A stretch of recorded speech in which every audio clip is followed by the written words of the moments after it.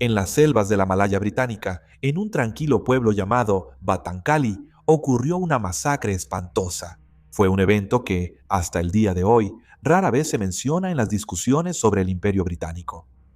Solo 3 años después de los horrores de la Segunda Guerra Mundial, Gran Bretaña buscaba aferrarse a sus colonias y en Malasia intentaba destruir cualquier posible levantamiento comunista o nacionalista por cualquier medio necesario. En el video de hoy veremos los horrores sombríos de la masacre de Batancali y los crímenes más amplios de los británicos en Malasia. Quizás sea útil comenzar con la situación en Malasia después de la Segunda Guerra Mundial. La administración colonial británica se restableció después de que terminó la ocupación japonesa en 1945, pero enfrentó una creciente inestabilidad. Durante la guerra, la infraestructura había sido dañada, las escasez de alimentos eran comunes y las tensiones sociales eran altas.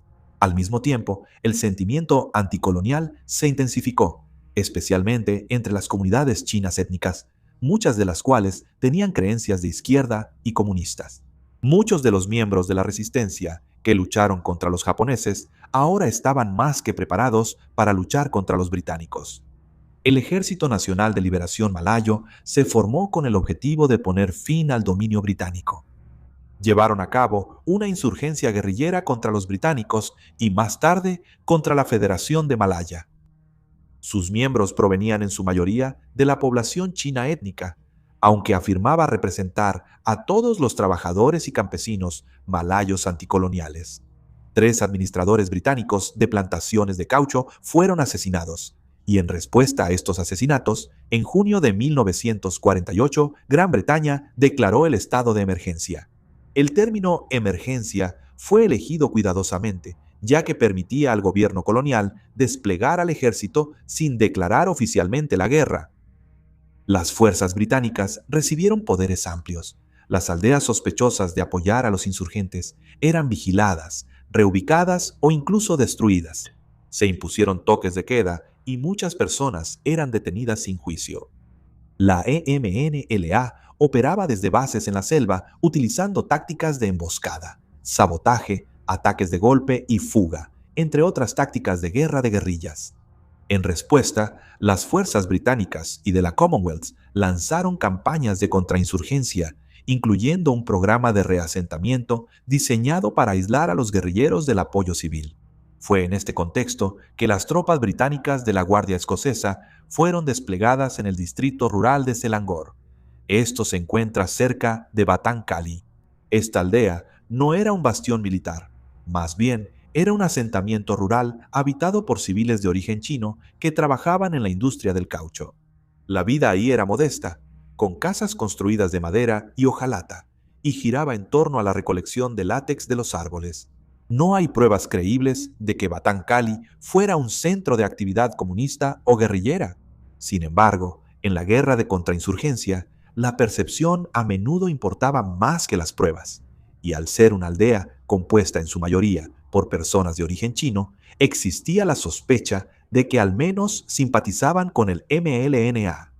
El 11 de diciembre de 1948, soldados británicos del séptimo pelotón, Compañía G, segundo batallón de los escoceses. Los guardias llegaron a la aldea para comenzar una operación de búsqueda y barrido, buscando evidencia de armas e interrogando a cualquier persona sospechosa. Solo había 16 soldados en la patrulla, muchos de los cuales estaban en servicio nacional. Algunos apenas habían terminado el entrenamiento básico recientemente y no había ningún oficial por encima del rango de sargento en la patrulla. Mientras los soldados comenzaban su búsqueda, empezaron a separar a los hombres del pueblo de las mujeres y los niños. En total, 27 hombres desarmados fueron detenidos. Ninguno de estos hombres llevaba uniforme militar, tenía armas, ni tampoco se enfrentó con violencia a los soldados. En cambio, fueron reunidos, interrogados brevemente y luego puestos bajo custodia. Pasaron la noche encerrados en una cabaña de madera donde fueron interrogados. Los soldados incluso realizaron ejecuciones simuladas para aterrorizar a los prisioneros con la esperanza de obtener información sobre rebeldes que pudieran estar cerca, pero nunca se obtuvo tal información. A la mañana siguiente, Las mujeres, los niños y un hombre traumatizado fueron subidos a un camión y llevados fuera de la aldea. Luego, grupos de los hombres detenidos fueron sacados de la choza y separados, mantenidos bajo vigilancia. Algunos fueron llevados a un río cercano. Uno de los hombres detenidos más jóvenes recibió la orden de uno de los soldados de correr, y cuando obedeció, le dispararon y lo mataron. Esta fue la excusa necesaria para la masacre, un supuesto intento de fuga por parte de los prisioneros. Cuando se disparó el primer tiro, los diferentes grupos de soldados abrieron fuego contra los hombres a los que se suponía debían estar vigilando. Les dispararon a quemarropa, algunos con ametralladoras.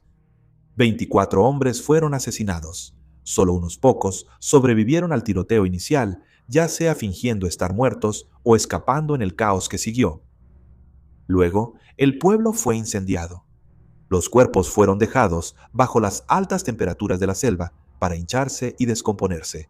Fueron dejados para que las familias los recogieran días después. Las familias de esos hombres asesinados siguieron sufriendo. Las víctimas eran padres, esposos, hijos y trabajadores. Sin embargo, fueron vistos como guerrilleros, sus nombres manchados. Muchas familias quedaron en la miseria sin un hogar, madres luchando por cuidar a sus hijos.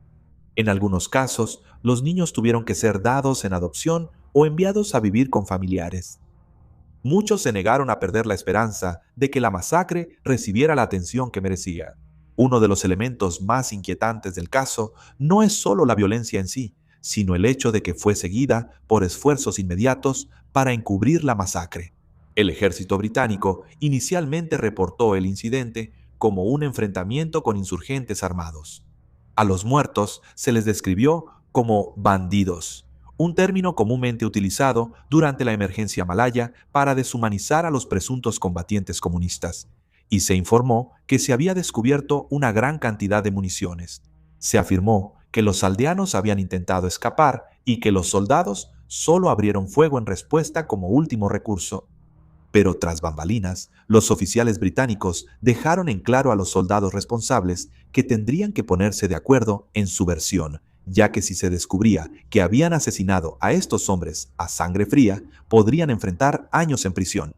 Y así lo hicieron, y durante décadas, Batancali siguió siendo un incidente en gran parte olvidado fuera de Malasia.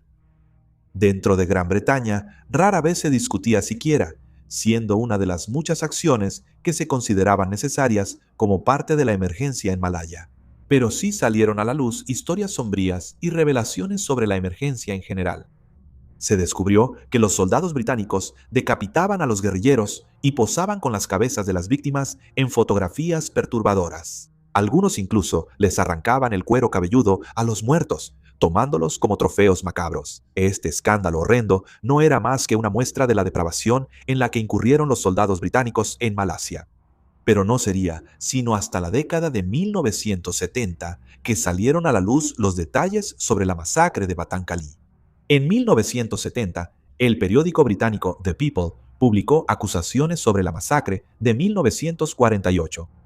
El reportaje se basó en declaraciones de exmiembros de la Guardia Escocesa que habían servido en Malaya. Estos relatos sugerían que la versión oficial de los hechos era inexacta y que el asesinato de 24 aldeanos desarmados había sido presentado erróneamente como un incidente de combate. Incluía el testimonio jurado del sargento William Coates, quien detalló lo siguiente sobre la masacre. Llevamos a nuestros 7 prisioneros hasta la orilla del arroyo, justo afuera de la aldea. Luego, escuchamos disparos de uno de los otros grupos, así que, casi instintivamente, abrimos fuego contra los hombres. Una vez que empezamos a disparar, parecía que nos volvimos locos. El anciano murió de inmediato por una bala, pero el hombre que estaba más lejos recibió como 7 balas antes de que finalmente dejara de arrastrarse. Recuerdo que el agua se volvió roja con su sangre. Las revelaciones en los periódicos generaron una presión pública significativa y llevaron a que las autoridades británicas tomaran el asunto en serio por primera vez en décadas. Como resultado, Scotland Yard abrió una investigación formal sobre las acusaciones. Durante esta investigación, los detectives entrevistaron a exsoldados que habían participado en la operación original. Algunos de estos testimonios contradijeron los relatos oficiales anteriores y sugirieron que estos eventos habían sido descritos de una manera que ocultaba lo que realmente había sucedido. Los detectives estaban preparados para volar a Malasia para continuar su investigación, buscando obtener pruebas forenses y testimonios de testigos presenciales. Pero la Alta Comisión Británica en Malasia escribió una carta a la Oficina de Asuntos Exteriores y de la Commonwealth, expresando su negativa a permitir tal investigación. La investigación fue entonces suspendida y, trágicamente, no se hizo nada más.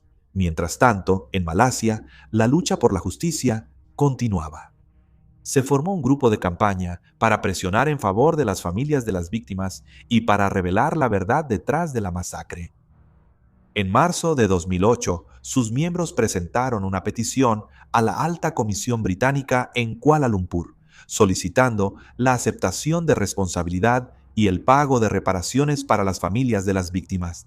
Las autoridades británicas tardaron 10 meses en responder con una carta de 3 párrafos que reafirmaba el encubrimiento inicial y sin nuevas pruebas no habría una nueva investigación.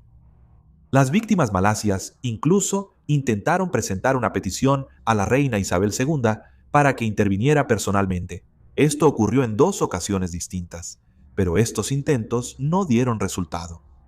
Luego, en 2015, un caso legal presentado por las familias de las víctimas contra los guardias escoceses llegó hasta la Corte Suprema del Reino Unido. Finalmente, la Corte falló en contra de ordenar una investigación pública completa, argumentando que era demasiado tarde para una investigación justa debido al paso del tiempo y la falta de testigos vivos o de pruebas conservadas. Poco consuelo para quienes han luchado durante décadas por el reconocimiento. En marzo de 2025, el gobierno británico emitió una disculpa poco común por uno de sus crímenes coloniales. Décadas de negación e intentos de evitar una investigación terminaron con una disculpa significativa, pero que aún llega demasiado tarde. Ningún soldado responsable de esta masacre, ni ninguno de sus oficiales, ha enfrentado la justicia por la masacre, y es poco probable que alguna vez lo hagan. Lo que hace que Batancali sea particularmente perturbador no es solo lo que sucedió, sino las condiciones que permitieron que ocurriera. Ocurrió durante un conflicto en el que los límites entre civiles y combatientes estaban difusos. Sucedió bajo un sistema que otorgaba a las fuerzas militares una amplia discreción para identificar amenazas. Y quizá la parte más inquietante no es que haya sucedido en 1948, sino quedó tan fácilmente en el olvido durante tanto tiempo.